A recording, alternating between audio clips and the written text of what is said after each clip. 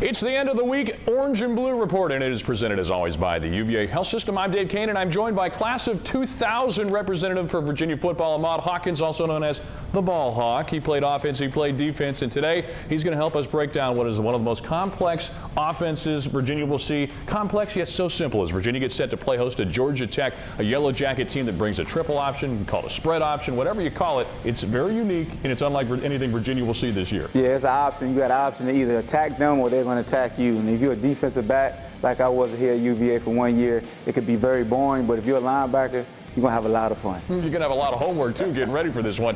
Fortunately for Virginia, Coach Bronco Mendenhall and his staff have seen this offense a lot through the years. In fact, Bronco, going back to his days at BYU, 8-2 against option teams, having gone against Air Force, now Georgia Tech. But this isn't quite as complex of an option attack as maybe what he saw against an Air Force team, is what Paul Johnson's running, really just about 7, maybe 11 plays they'll run in a game. Yeah, they're definitely coming right at you. And like you said, Bronco's been very successful, and he loves this challenge. He spoke about it earlier this week that he looks forward to playing against an offense like this. Well, let's dive into it. Let's take a look at what Georgia Tech will bring, and we use dive with no pun intended because it is the bread and butter of this offense. Speaking of dive, Dave, here's a dive versus Clemson, a very dynamic defensive line for Georgia Tech.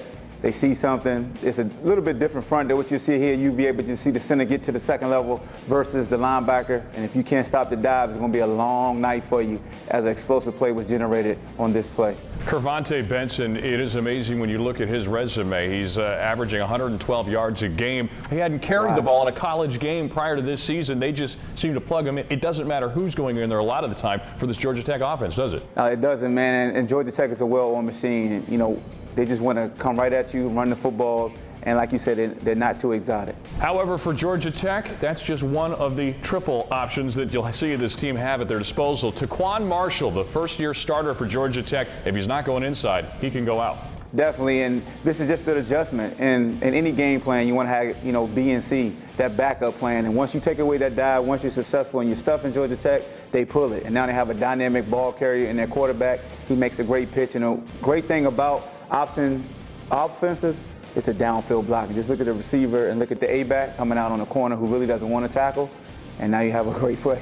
For Georgia Tech now, when you look at this team and what they were able to do against Virginia a season ago, it was, look, Virginia holds them to 321 yards, their lowest output of the season. 53% of their yards, however, came off of 3 plays. And this guy was a big part of the reason. Clinton Lynch, he had a 54-yard touchdown against Virginia, and look, he did it 3 times against them the year before with 3 plays of 30 or more yards for scores. You got to keep an eye on him and keep an eye on this sweep. Yeah, you definitely got to keep an eye on him. And one thing that makes the sweep so great is that they send the B-back backside on the dive, so they make that middle linebacker stay put for just 1 second. And now it's like the Red Sea. They all get second level like it was a smoke screen like we played against versus Boston College. And they get second level so quick, and that receiver does a great job of cracking back on the linebacker. We love ear holding the linebackers just so they can't see us. And then, like you said, it generates an explosive play and another crack on the safety. Just a lot of ear hold shots, man.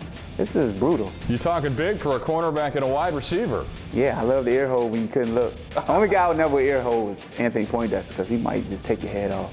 Well, Anthony Poindexter won't be out there on Saturday for the Cavaliers, but a guy who's been around the block a time or two, Quinn Blanding, the All-American, just set the all-time record for tackles for Virginia. And look, this guy's been a part of this defense for 3 years. He's seen this Georgia Tech offensive attack 3 different times on 2 different defenses. For the secondary, how much of a challenge is it, and what kind of a role do they play in slowing these guys down? You know, the safeties, they play a huge role, especially Quinn Blanding, because the majority of the time you're unaccounted for.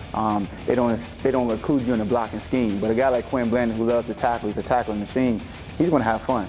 So I'm ready for number 3 to come down and help Micah Kaiser and Andrew Brown, you know, wreak havoc. But as a corner, you just got to stay disciplined and keep your eyes right. Read your keys and understand that they love to run cracking goals, and they will attack you vertically once you start to get comfortable. So Bryce Hall and hopefully Thornhill, we need him because he's a great tackler also.